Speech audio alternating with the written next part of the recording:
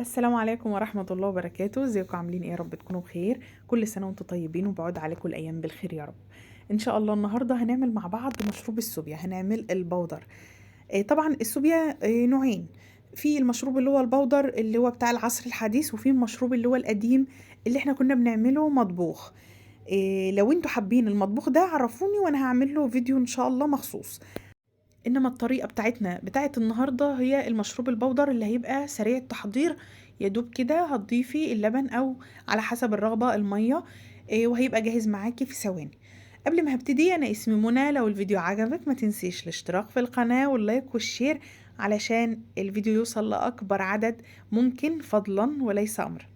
نبتدي ونقول بسم الله ونصلي على رسول الله. اللهم صل على محمد صلاة تنحل بها العقد وتنفرج بها الكرب وتقضى بها الحوائج وتنال بها الرغائب وحسن الخواتيم واستسقى الغمام بوجهه الكريم. في بولة كده، وتأكدي ان البولة بتاعتك تكون ناشفة جدا. هننزل بالمكونات بتاعتنا. انا معايا هنا الكوب المعياري، وتقدري كمان تستخدمي مج الشاي بتاعنا اللي موجود في كل بيت، وتقدري تستخدمي كاسة المشروبات. انتي اهم حاجة كل العيار يبقى بكوباية واحدة، فانتي استخدمي اللي نفسك فيه. تمام كده. انا ان شاء الله هشتغل بالكاسة اللي هي بتاعة العصير دي لان انا عايزة اعمل كمية. هنزل ب3 كاسات من السكر البودر. ده سكر انا اللي طحناه، سكر تموين عادي خالص من اللي موجود عندنا كلنا. بس اتاكدي ان انت تطحنيه كويس جدا، انا عايزاه بودره خالص. تمام. او لو انت مش متاكده من طحنه ممكن تنخليه. تمام كده. وفي نفس الكاسه هنزل بنص كوبايه من اللبن البودر. ده لبن بودر عادي خالص، انا جايباه برضو من عند العطار او مستلزمات الحلواني. هتنزلي بيهم على السكر البودر نص كوبايه. تمام كده. طبعا احنا متفقين الكوبايه اللي انت هتستخدميها هي اللي تستخدميها في كل المكونات.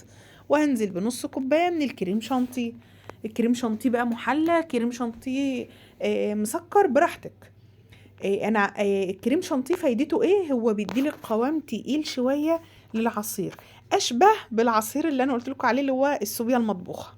تمام كده. انما هو يعني بيدي برضو طعم غني كده ودسمه للعصير. اللي هيفرق طبعا معايا بقى في الطعم الكيس اللي انتوا شايفينه ده، ريحة جوز الهند او اسانس جوز الهند البودر.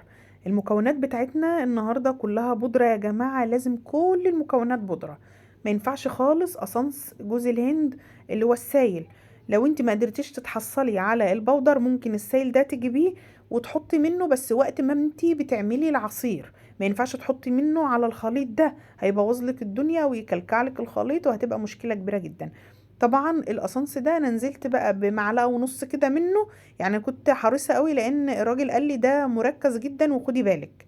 تمام. فانا نزلت يعني تقريبا كده معلقة ونص منه، فده اللي فاض تقريبا نص الكيس.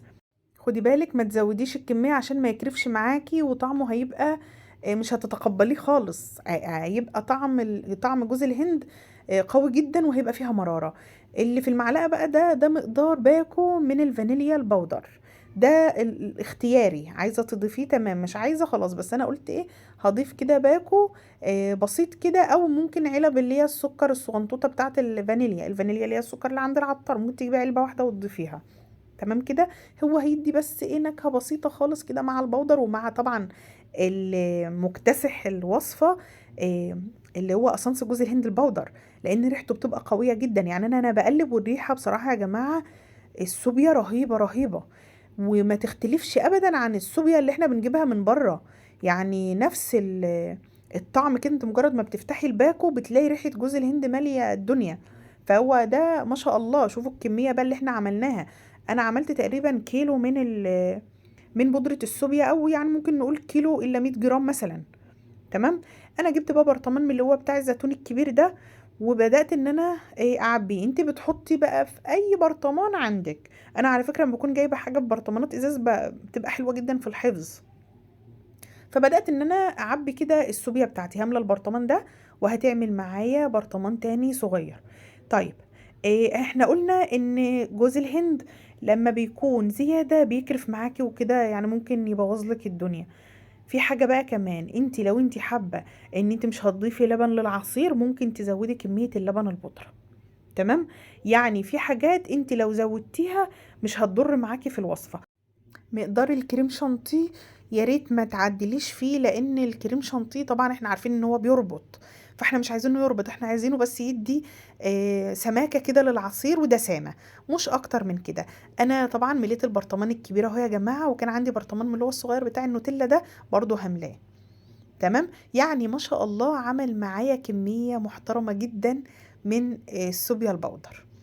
اللي بيشرب صوبيا من زمان كان جرب مثلا الصوبيا اللي هي اللي بتطبخ دي، بتبقى برضو حلوة جدا. بس هي الفرق بينها وبين الصوبيا البودر ان انت لازم تعمليها وقتها وهتشربيها وقتها، ما ينفعش تتخزن. احنا بنعمل الصوبيا البودر عشان هي بتتخزن، طبعا هي حاجة مناسبة للستات اللي بيشتغلوا، طبعا مناسبة برضو لرمضان، والله حتى لو مش بتشتغلي احنا رمضان عايزين حاجة سريعة علشان القرآن والعبادة وكده. فهو انا بقول لكم الفرق بينه بين الصوبيا البودر والصوبيا اللي هي بتطبخ، ان انت الصوبيا المطبوخه عايزه تعمليها وتشربيها، ما ينفعش تتخزن ابدا. طبعا هي منها نوعين برضو، الصوبيا مسكره والصوبيا اللي هي المززه.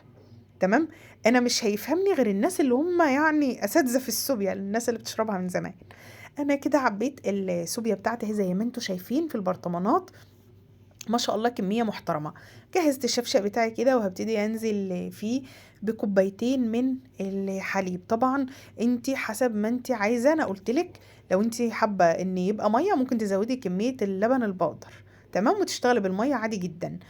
بس انا حبيت ان انا اعمل الموضوع مظبوط كده واعمله باللبن. احنا طبعا كنا في الاول كده وعايزه ادوق البنات ويقولوا لي رايهم ايه، ممكن تزودي كوبايه لبن قبلها كوبايه من الميه، هتطلع معاكي كويسه جدا برضو.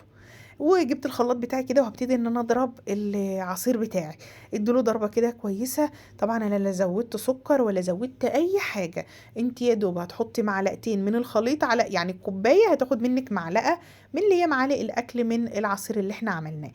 بصوا ما شاء الله العصير نازل دسم او تقيل شويه. الكريم شانتيه دي وظيفته بقى بيديكي دسامه شويه لخليط السوبيا بتاعك. انا خلصت كده العصير بتاعه وضربته في الخلاط، في اسهل من كده؟ انت هيبقى عندك البرطمانات جاهزه في رمضان، هتطلعي تحطي على كل كوبايه معلقه، تعايري كده بعيار الكوبايه. وطبعا دي الرغوه طبعا اللي احنا بنجري عليها في المحلات، يقولك ده المحل ده بيعمل صوبيا لها فوم، ده الفوم ده حكايه، احنا بندفع في الفوم ده فلوس. حبيت بقى ان انا احط كده على وش الكوبايه طبعا بعد ما صفيت، بعد ما صبيت سوري. وطبعا حابه ان انت تزينيها ممكن تحطي شويه بشر لو مش هيضايقك البشر اللي هو جوز الهند المبشور. حابه برضو تضيفي تلج، انا قلت اما ادلع كده الكوبايتين حطيت قلبين تلج، وحطيت عليها اللي هو البشر الضفر اللي هو اللي بيبقى آم، بشر كبير شوية، ده هو احنا بنقول عليه البشر جوز الهند الضفر. زينته بقى بيه كده، وطبعا حطيت الشاليمو وندهت لبنتي. انا اليوم ده كنت صايمه، فندهت البنت، مش يوم ولا حاجه على فكره يا جماعه، انا عاملاه النهارده الصبح، يعني انا عملته النهارده الصبح وسجلته ونزلته لكم على طول عشان اللي محتاج يعمله يلحق يعمله بقى ان شاء الله. ندهت البنت قلت لها تعالي بقى دوقي كده وقولي لي ايه رايك. بنتي يعني شكرت لي فيه قوي، قالت لي ده العصير رهيب يا ماما. فاتمنى من كل قلبي تكون الطريقه سهله وبسيطه كده وفي متناول يد الجميع ان شاء الله. ما تنسوش اللايك والشير، وربنا ان شاء الله يبلغنا رمضان. اشوفكم على خير، السلام عليكم ورحمة الله وبركاته.